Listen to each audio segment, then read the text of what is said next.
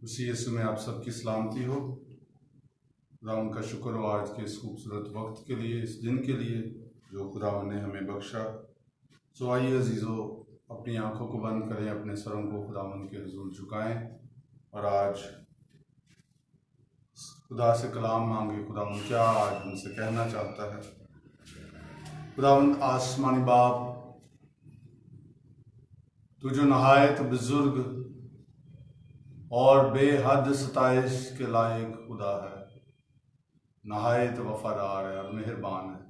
आज अपने कलाम के वसीला से तू हमें मजबूत करता है। हम तेरा शुक्र करते हैं, हम तुझे मुबारक कहते हैं, तेरी पूजा करते, तेरी जय जयकार करते हैं। We praise your holy name, we thank you in Jesus name, amen. अजीज़ों, इससे पहले कि हम खुदा के कलाम की तरफ बढ़ें, मेरी दरख्वास्त है इस वीडियो को साथ साथ शेयर करें ताकि और लोग भी हमारे साथ खुदा के कलाम को सुनने में शामिल हो सकें। और यकीनन खुदा का कलाम ज़िंदगियों को तब्दील करता है। खुदा की बातें हमारे सवालों का जवाब हमें बख्शती हैं। सो आइए दानियल की किताब, उसका छठा बाब, उसकी पहली आयत से पढ़ना शुरू करेंगे। और हम आज के इस पैगाम में दानियल को जब साजिश करके शेरों की मान में डाला गया, इस वाक़े पर थोड़ी देर के लिए गौर करेंगे और इसमें से चंद बातें अपनी हदायत और रहनुमाई के लिए सीखेंगे। दानियल की किताब, उसका छठा बाब। दारा को पसंद आया कि ममलिकत पर 120 नाज़िम मुकर्रर करे जो तमाम ममलिकत पर हुकूमत करे, और उन पर 3 वज़ीर हों जिनमें से एक दानियल था, ताकि नाज़िम उनको हिसाब दें और बादशाह खसारत ना उठाए।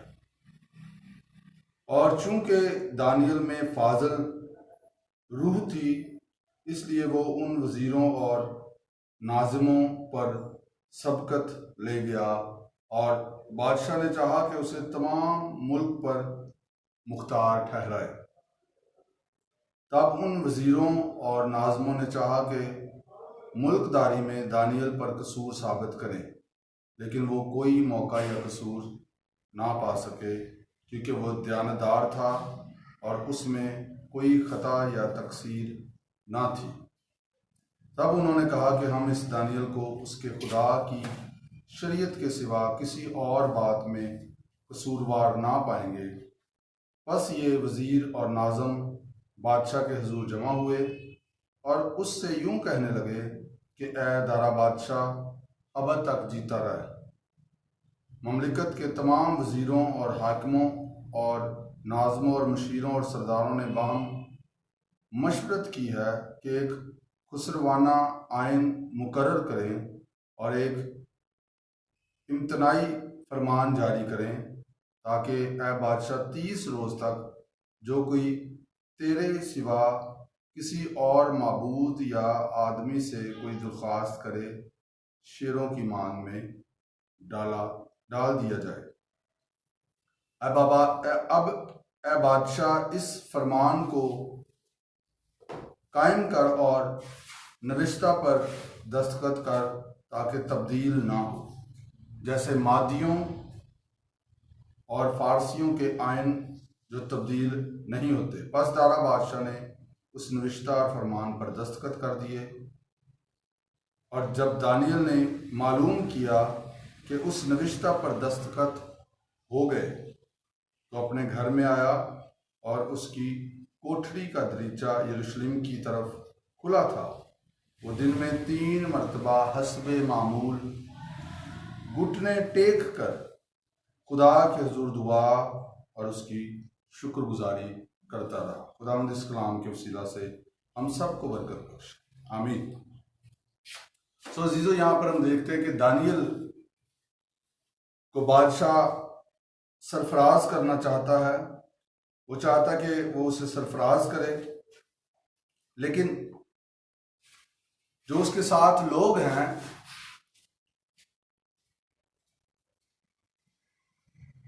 वो दानियल पर कोई कसूर साबित करना चाहते हैं। डेफिनेटली वो नहीं चाहते थे कि दानियल को सरफराज किया जाए, और वो इस बात से हासद भी थे, वो हसद भी कर रहे थे कि क्यों दानियल उनसे सबकत लेके जा रहा है। हालांकि बाइबल मुकद्दस में ये लिखा है कि उसमें फाजल रूह थी, द स्पिरिट ऑफ एक्सीलेंस, और ये खुदा की तरफ से उस पर ये बरकत थी। सो यहाँ पर ये कोई भी कम तर नहीं था। यहाँ पर जितने भी यहाँ पर लोग थे, नाज़िम थे, मुशीर थे, सरदार थे, वजीर थे, हाकम थे, अपनी अपनी जगह पर सारे आला ओहदों पर फाइज थे, लेकिन फिर भी वो ये नहीं चाहते थे कि दानियल जो है वो उसको उनसे भी ज्यादा सरफराज किया जाए। सो यहाँ पर पहली बात जो देखने को हमें मिलती है या हमें सीखनी चाहिए वो ये है, खुदा ने जहां पर आपको रखा है आपको वहां पर मुतमिन रहना है, और खुदा ने जिसको सरफराजी के लिए या बड़ी जिम्मेदारी के लिए चुना है, ये खुदा का मामला है। खुदा की हिकमत को हम क्रॉस नहीं कर सकते। जो जिस मुकाम के लिए बुलाया गया है, खुदा की मर्जी है कि वो उस मुकाम पर पहुंचे। जिस बुलावे के लिए इंसान बुलाया गया है, खुदा की डिज़ायर है, खुदा की ख्वाहिश है कि वो उससे पूरा करे, और खुदा इसमें उसको पोजीशन करता है ताकि उस काम को वो मुकम्मल करे। आमीन। सो खुदा के काम में हमें इंटरफेरेंस करने की जरूरत नहीं है, इंसानी सोच की वजह से, अपने हसद की वजह से या और बातों की वजह से।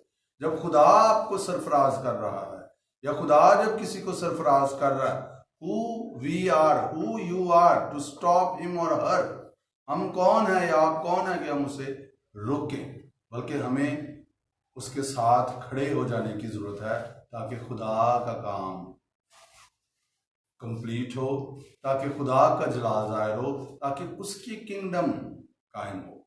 चर्च को जितना अब एक होने की जरूरत है, शायद इससे पहले कभी भी ना हो। जिस कदर अब ज्यादा दुश्मन काम कर रहा है, हमें पहले नजर नहीं आता। इसलिए इस वाक्य को लेते हुए मैं, बेशक ये दानियल का वाक्य है, लेकिन मैं एक बात करना चाहूंगा, खुदा के लोगों को, मसीही लोगों को आपस में इस कदर मजबूती से एक होकर आगे बढ़ने की जरूरत है कि दुश्मन को कोई मौका ना मिले। जो जो जिसकी जगह है वो अपनी अपनी जगह पर काम करे, और खुदा ने जिसको जिस काम के लिए बुलाया है उसको वो काम करने के लिए उसके मददगार हों, उसका जोर बने और उसके लिए खड़े हों, उसके लिए हेल्पिंग हैंड हो। सो इस वाक्य में गर्चे ये सारे अपनी अपनी जगह पर अच्छी पोजीशंस पर हैं, but they are not satisfied, they are jealous. वो मुतमिन नहीं है बल्कि जेलस हैं, जबकि उनमें फाजल रूह नहीं है, इसलिए बादशाह उनको सरफराज नहीं कर रहा। फाजल रूह दानियल में वो देखता है, दानियल में वो खुदा की हिकमत देखता है, दानियल में वो उन फैसलों को देखता है जो उसके फायदे के हैं, मुल्क के फायदे के हैं। इसलिए वो दानियल को सरफराज करना चाहता है, लेकिन उन्होंने क्या किया? उन्होंने कहा कि हम दानियल को किसी तरह गिराएं। याद रखिए अजीजों, अगर खुदा ने आपको खड़ा किया हुआ है तो दुश्मन जैसे मर्जी आपके खिलाफ आ जाए, वो आपको गिरा नहीं सकता।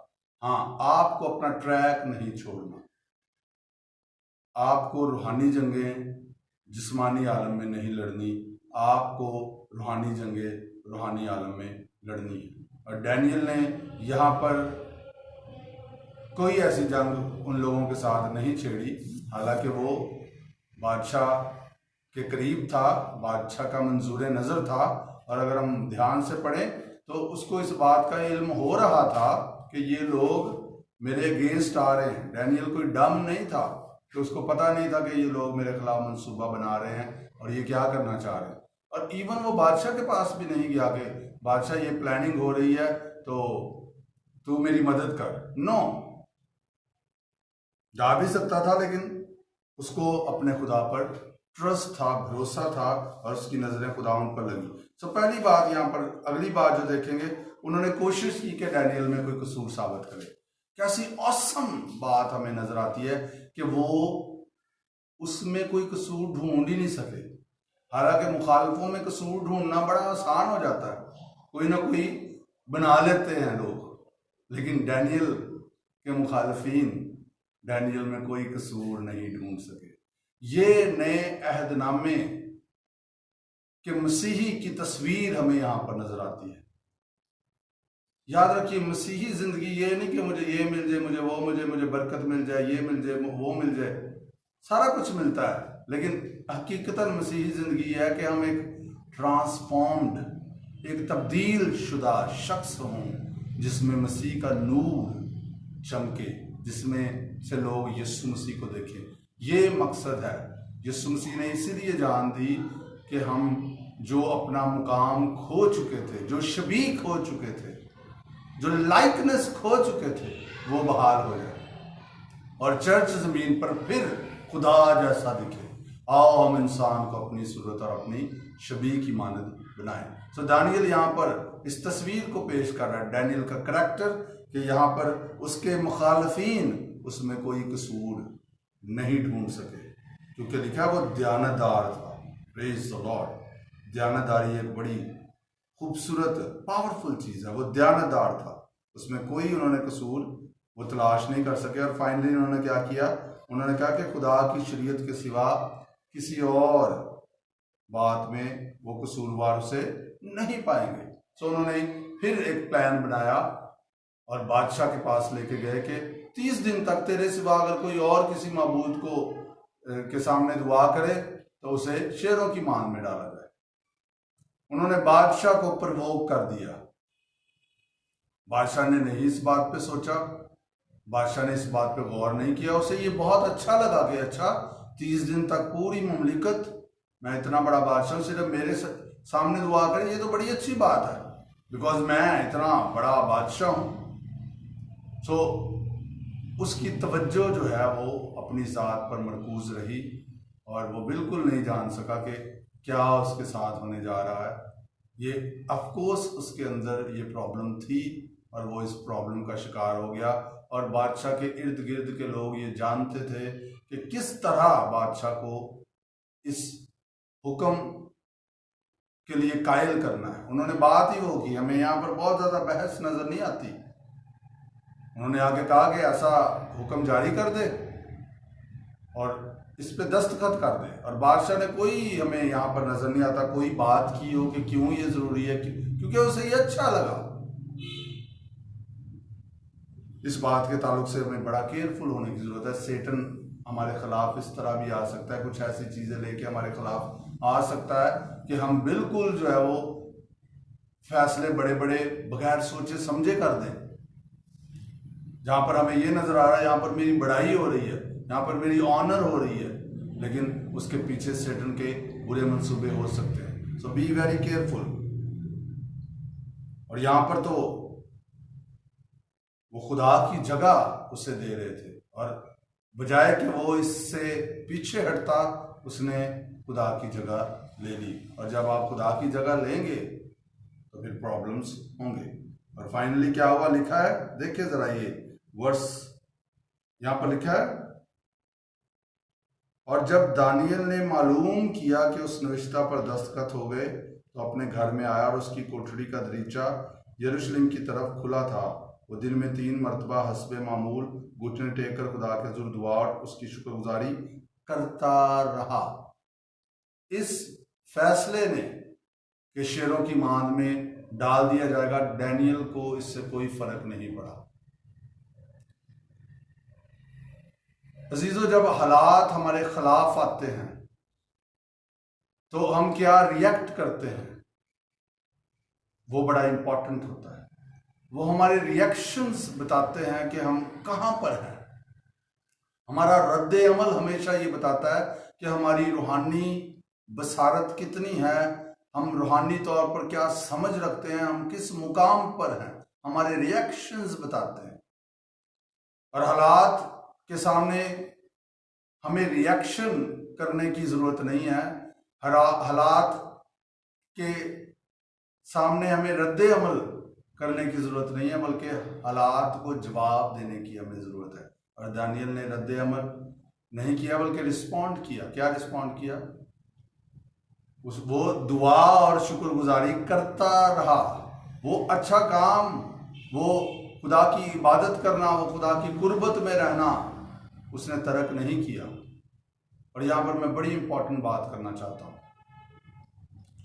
क्या हम खुदा के पास सिर्फ ज़रूरियात के लिए जाते हैं, या कि हम उससे प्यार करते हैं इसलिए हम उसके पास जाते हैं?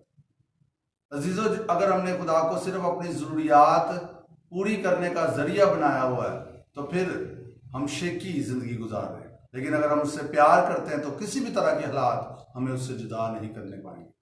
और वो तो हमसे प्यार करता है, हमारी रिस्पॉन्सिबिलिटी है कि हम भी उससे ऐसा प्यार करें जैसी मोहब्बत उसने हमसे रखी।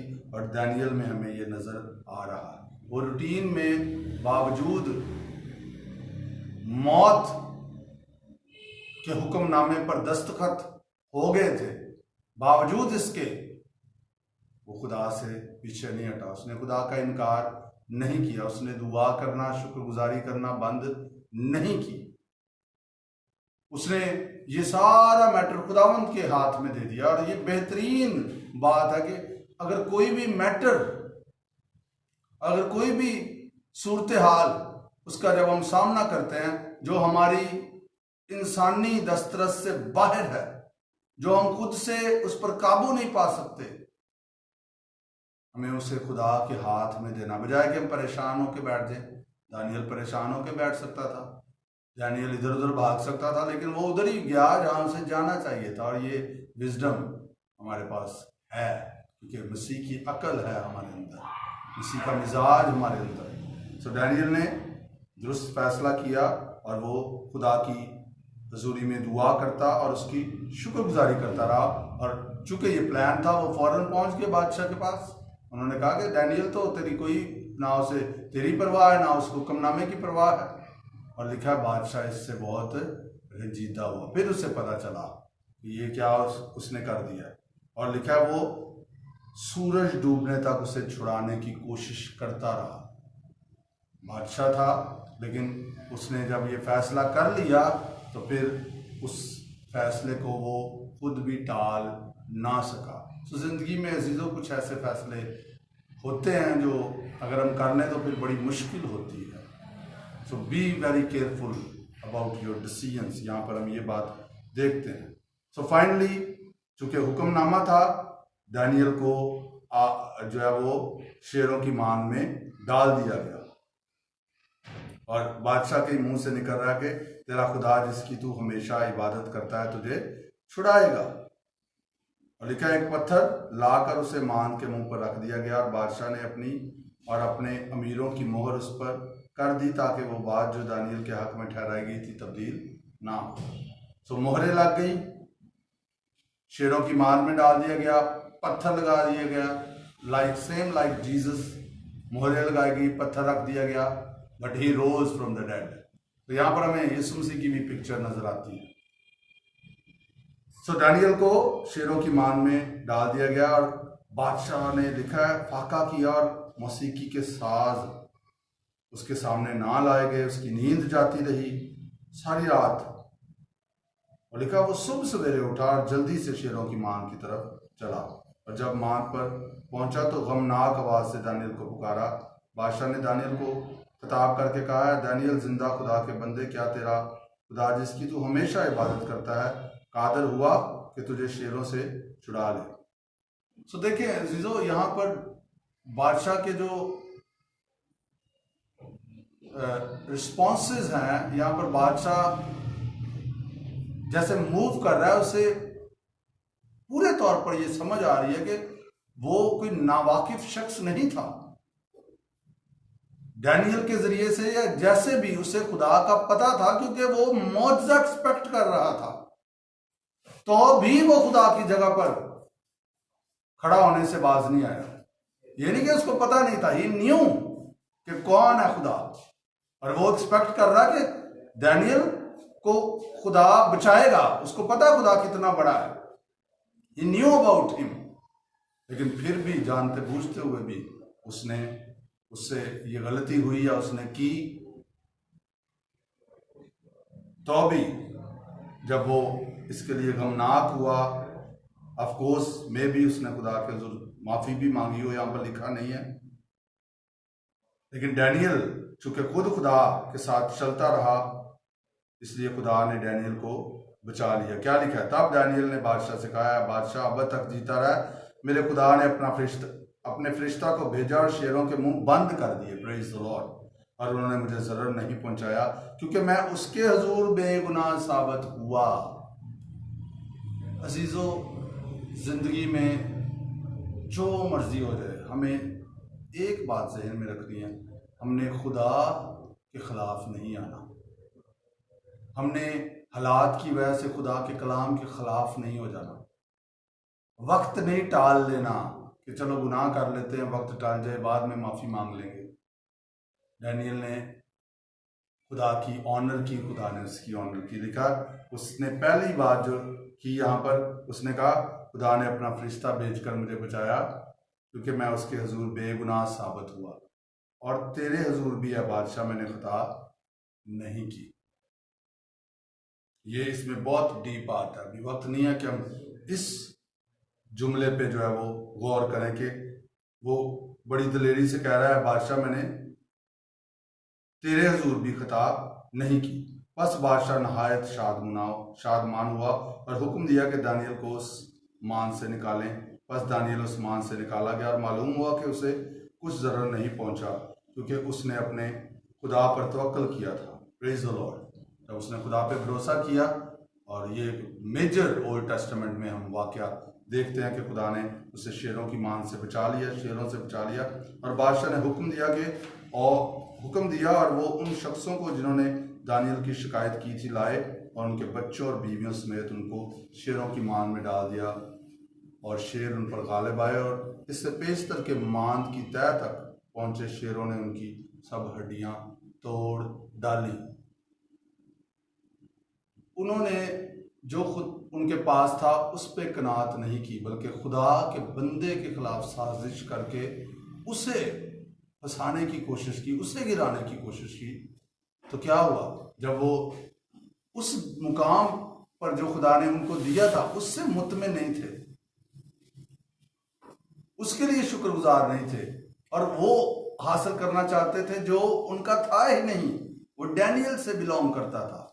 तो क्या हुआ? जो उनके पास था वो भी छिन गया, बल्कि अपनी जानों से भी हाथ धो दिए, अपनी बीवी बच्चों को भी जो है वो मौत के घाट उतारने का बाइस बने। This is very dangerous when you come against God. जब आप खुदा के खिलाफ आ जाते हैं, खुदा के लोगों के खिलाफ आ जाते हैं, दिस इज वेरी डेंजरस। तब दारा बादशाह ने सब लोगों और कौमों और अहले लुगत को जो रुए ज़मीन पर बसते थे नामा लिखा, तुम्हारी सलामती अफजून हो। मैं ये फरमान जारी करता हूँ कि मेरी ममलिकत के हर एक सूबा के लोग दानियल के खुदा के हुजूर तरसा और लर्जा हों, क्योंकि वही जिंदा खुदा और हमेशा कायम है।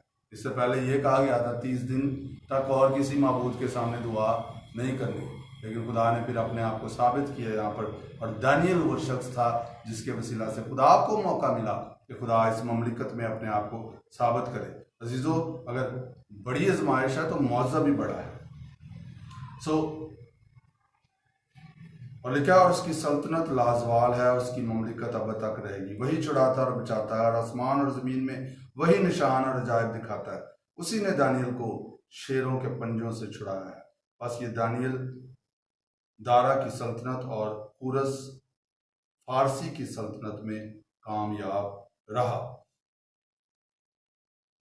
खुदा पर तवक्कल करने से जो डैनियल के खिलाफ हुक्म किया गया था वो भी हुक्म ख़त्म किया गया और इसके साथ सबसे बड़ी बात ये हुई कि बादशाह ने अब ये हुक्म जारी किया कि अब खुदा की परस्तिश की जाए, क्योंकि वही जिंदा खुदा है। एक शख्स के दलेराना रवैये खुदा की ऑनर करने के रिजल्ट में क्या हुआ?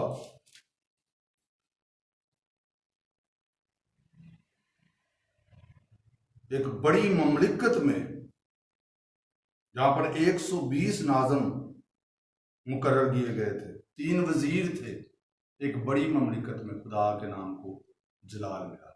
सो अजीजों, जैसे भी हालात हों, आपकी मुखालफत जितनी मर्जी हो, आपके खिलाफ चाहे दुश्मन खैमाजन हो, खुदा की राह से ना हटे, खुदा की राह पर चलते रहे। हालात जैसे भी हों, देखिए, अपने बोझ उसी पर डाल दो, वो तुझे संभालेगा। ज़बूर 55 में लिखा हो, उसकी 22वीं आयत में, अपने बोझ उस पर डाल दे, वो तुझे संभालेगा। सादक को जुम्बिश नहीं होगी। अपनी फिक्रें उस पर डाल दो, क्योंकि उसको तुम्हारी फिक्र है। जैसे भी हालात हों, खुदा की राह से ना हटे, उसके साथ साथ चलते रहे, वो आपको सरफराज करेगा। डैनियल की तरह मुसम्मम इरादे से उसकी शुक्रगुजारी और दुआ करते रहें, और आप बहुत सारी जिंदगियों को इन्फ्लुएंस कर सकते हैं। आपकी गवाही के वसीला से बहुत सारी जिंदगियां खुदा के पास आ सकती हैं। ऐसे कवानीन बन सकते हैं जिससे खुदा के नाम को जलाल मिले। आइए हम इस पॉइंट पर आए, ऐसी जिंदगी गुजारें जिससे खुदा का जलाल जाए। खुदा इस कलाम के वसीला से आप सबको बरकत। आइए हम अपनी आंखें बंद करें, अपने सरों को झुकाएं और दुआ करें। खुदावंद आसमानी बाप, हम तेरी शुक्रगुजारी करते हैं आज के ज़िंदगी बख्श कलाम के लिए, तेरे इस फजल के लिए जो हम पर है। हम तेरा शुक्र करते हैं खुदा, हम तेरा शुक्र करते हैं, तूने हमें इस लायक बनाया कि हम तेरे बेटे और बेटियां ठहरे। तूने हमें मसीह की मानद बनाया है, तूने हमें पाक किया है, मुकद्दस किया है, रास्तबाज किया है। तू हमसे प्यार करता है, तूने हमारे गुनाहों को धो दिया है। तूने हमें इस लायक किया कि हम गलबे की जिंदगी गुजारें। तूने खुदा हमें इस लायक किया कि हम जमीन पर मसीह को जाहिर कर सकें। We praise your holy name father, we thank you lord. आज का ये कलाम जिंदगियों के लिए फलदार हो खुदा। हम जिंदगियों में जहां जहां इब्लीस ने मंसूबे बनाए हैं किसी भी लेवल पर, वो मैं दुआ करता हूँ यीशु के नाम में डिस्ट्रॉय हो जाए। तेरे मंसूबे जो भलाई के हैं वही पूरे हो। तेरा शुक्र हो, यीशु के नाम में दुआ मांगते और पा लेते, आमीन। अजीजों, अगर इन पैगामात के वसीला से आप बरकत पा रहे हैं, इनको ज़रूर दूसरों के साथ शेयर करें। हर सोमवार की शाम 7 बजे यहाँ पर ये पैगामात नशर किए जाते हैं लाइव वीडियोस के ज़रिए से। और इसके अलावा हमारा यूट्यूब चैनल है great joy in the city ministries के नाम पर। आप यूट्यूब चैनल पर जाएं, उसे लाइक करें, सब्सक्राइब करें, और वहाँ पर ये वीडियोस मौजूद होती हैं।